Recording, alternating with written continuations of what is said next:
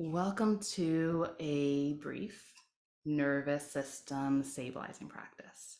So, just like a really quick way or a brief way of describing where we might be going, the intention of this practice is to help the nervous system, which is like what processes our energy and our emotions, and how our brain processes information from our brain to the rest of our body, that pathway.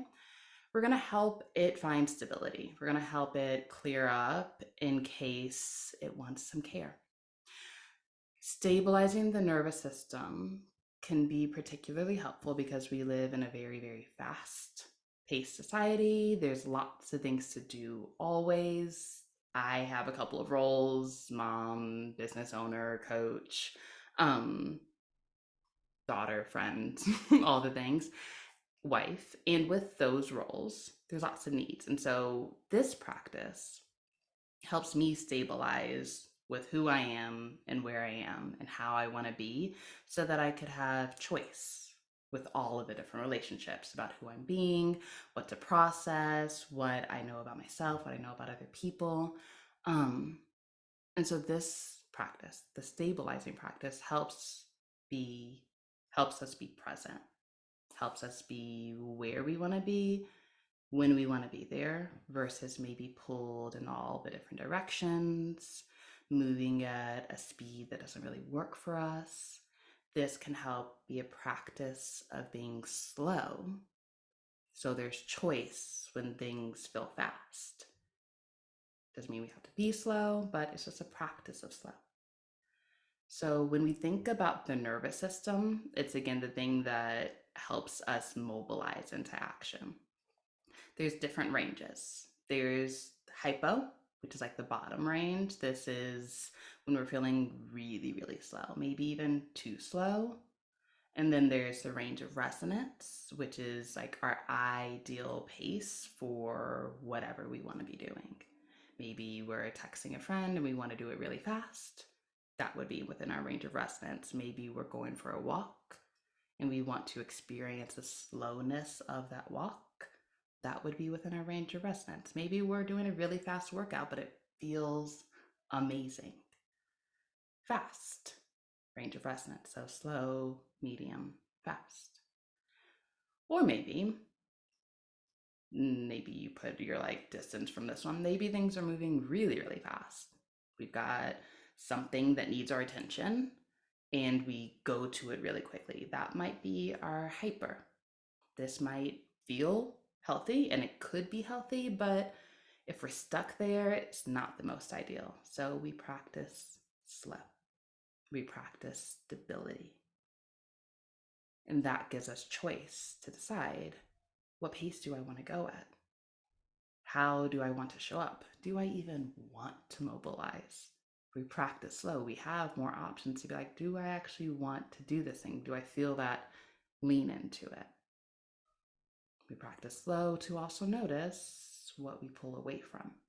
When we're aware of those like little intrinsic movements of the body, what do we pull away from? What do we lean into?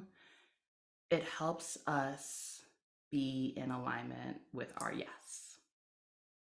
And so we practice stability. And you could think about right now, what's my favorite pace to move at? What feels the best? Maybe like a slow walk through the park, a slow walk through whatever hiking trail you like to do, or maybe it's a run outside or a run on the treadmill. What's your favorite pace? Then you could also ask, how often do I practice slow? How often do I do things that are slow but also functional? Also helping add to the regeneration of my life. Big questions that might change every day or could be the same. I practice slow consistently. I practice stability consistently. And then we might talk a little bit about why stability is helpful from another context of safety. The nervous system also has our threat responses. It also has that sense of our protective mechanisms, and our nervous system senses danger. And so when we practice stability, it helps our nervous system orient to notice what's safe. So that if that threat response pops up with something that doesn't really make sense for, we have a practice. Oh, I did this thing before where I oriented to stability and I felt safe, and maybe I could try it again. Stability can feel safe, it can feel secure, it can feel certain, it can feel like this is the thing that I know supports me. And so that's why we're here, to care for the nervous system, to do the thing that supports us. So we've got about 18 minutes together. If you want to, you could do this practice standing up, or you could do it sitting down. I learned this practice in one of my trainings called Alchemical Alignment. The words I say with it are adapted to who I am, how I be. Is this blurry, or is it just because I moved back? Don't mind me as I wipe this out. So the movements are learned. The ways of being are innate. So as you stand, you could begin to notice what feels stable. What's the first layer of surface under your feet?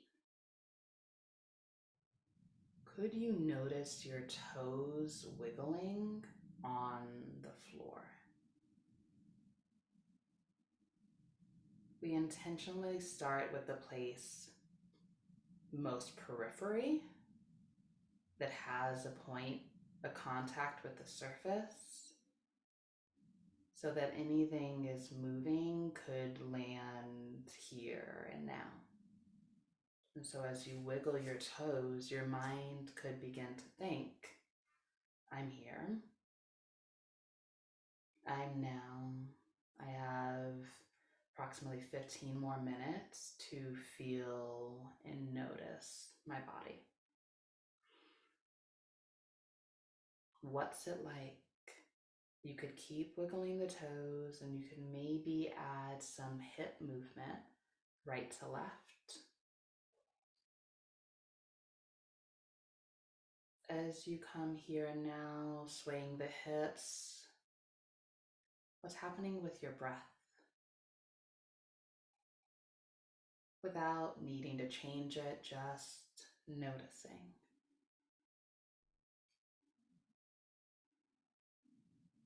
The hips could sway, the toes could still move, maybe they splay out a little bit.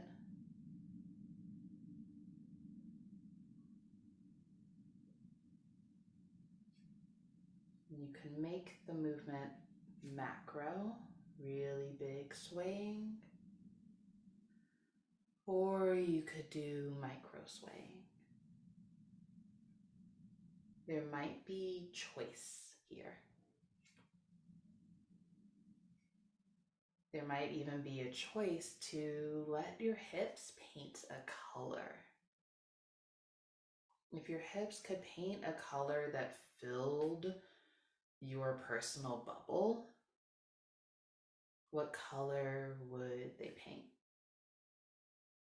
Mine like to paint gold.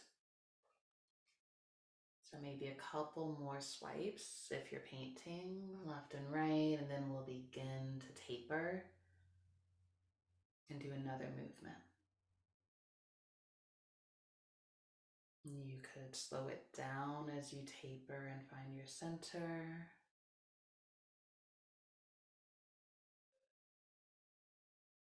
You can notice what it's like to move your hips a little bit slower and then find a place settling in the middle. And then they could maybe go front and back. If they wanted to paint, they could paint the same color. You could do whatever you wanted with your hands. Maybe they want to follow. I've been doing this workout where I'm like this all the time, so my hand just automatically do that.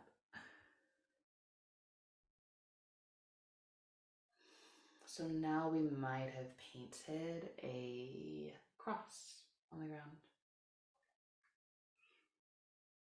Could you notice if you did paint a cross, how far out to the ground does that cross go on either side? And how do you know? Do you see it? Do you feel it? Do you imagine it? Maybe a couple more back and forth. And then we might taper to the center. You could remember to notice your breath. Has it changed? Is it the same?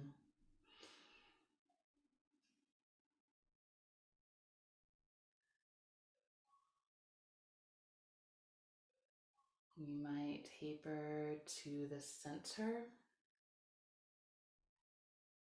slowing down to find your center, noticing the hips, how they slow.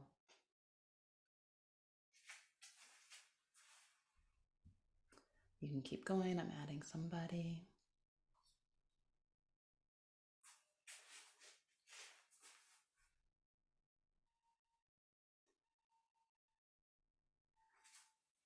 And then we've moved back and forth, and now we might try a circle with the hips.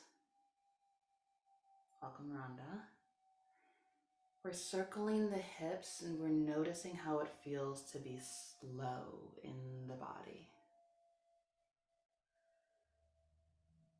You could place your hands on your hips. You could place your hand on maybe your heart or your womb space. If you were wanting to paint on the floor with your hips, you could continue to do that. And again, I'm doing macro. You could do like micro movements.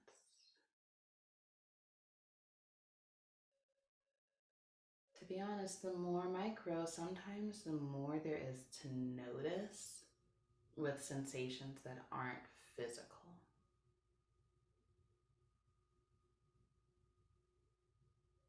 We could reorient to the ground below us. As we move our hips in a circle, can we be aware of the ground below each point of our hips?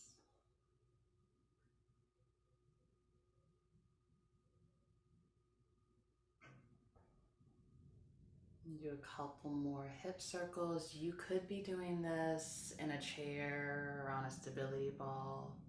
It could even be just like mental and you're laying down. Just noticing your hips slowly. Then we might taper again to the center. We might add some neck movements. So we could take our head to the right, looking behind us. And then slowly, slowly, slowly turning our head, scanning the room, looking for what feels stable. What's not moving? When it can feel like everything's moving, what isn't? The walls, the floor. Keep turning the head right and left. Notice how slowly you can go. And you could bring in the torso and do a full turn, or you could just move the head. Your choice, your range of motion. Sometimes our nervous system likes to see that it's safe behind us.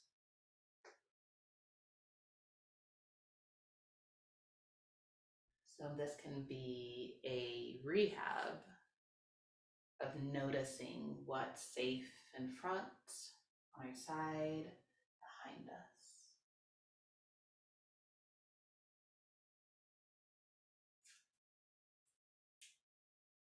And if you are doing that turning motion, you could bring the arms in.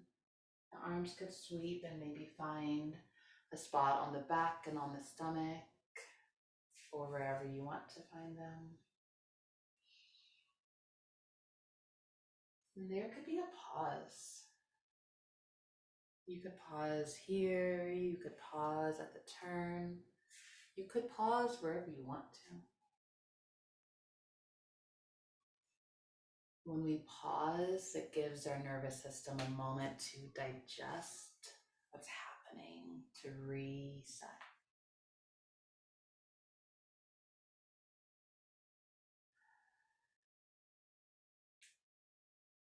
And we could taper again to the middle, staying with the same neck movements, or staying with neck movements. We could drop the right ear towards the right shoulder, then slowly take the left ear towards the left shoulder, staying in a range that feels safe, that feels comfortable. It might deepen as you move, but staying with what feels good. You could bring the arms in, add a side bend. You could slowly taper to the other side.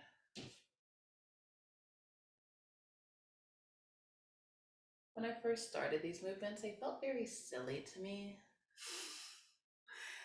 And they still do sometimes. And I can notice the support for my nervous system. When I open my side body gently, I can breathe a little deeper. When I notice the points of contact, you can keep the arms in or you can drop them. I like it a lot, so I'm gonna do it for a while. When I notice the points of contact for my toes, it draws my awareness to what's stable. That works for me in my life. It could work for you and yours. And you could find your center again. And there's the possibility of staying with the neck movements, and you could drop your chin towards your chest and then roll your right ear to your right shoulder. And then roll the left ear towards your left shoulder.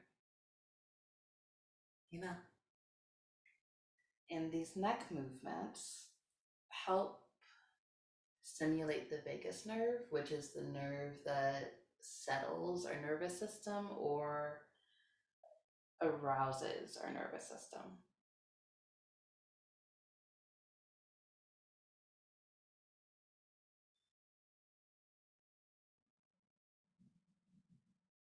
Gently noticing where it feels good to move the neck, noticing where it feels a little bit too much, and then maybe backing off.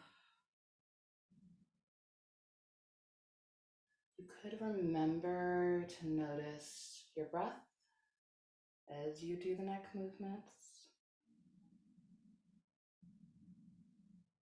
And you could find tapering again in the middle. In our last couple of minutes, 5 minutes, we could begin a bigger movement. We could bring back the front and back swaying, and you could do this sitting with your hips, just rocking the hips back and forth, or you could do it like imagining your body moving. And with the swaying, we could go down, down, down, down, noticing the stability of the ground, and we could come up. We could open the chest, open the shoulders, And then we could furl, maybe letting the shoulders come in as you drop the shoulders down. And finding what distance feels good for you as you open your chest and close it. And again, I'm doing a big movement. It could look small for you, or it could just be the shoulders opening and closing, the chest opening and closing, the hips moving forward and back. Whatever movement you do, small or big, it helps move fluid in the body. It helps lubricate the joints. And we might do one more movement.